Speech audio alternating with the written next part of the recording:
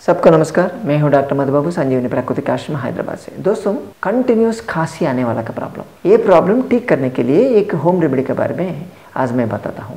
हमें चाहिए सेंधा नमक 50 ग्राम्स चाहिए, पिपली 50 ग्राम्स, साथ में गुड़ 150 ग्राम्स। ये तीनों ऐसे क्वांटिटीज़ में लेके पेस्ट बना के रखिए।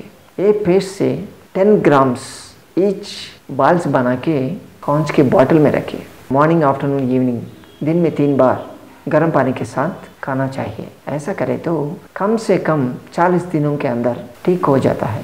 करके देखिए।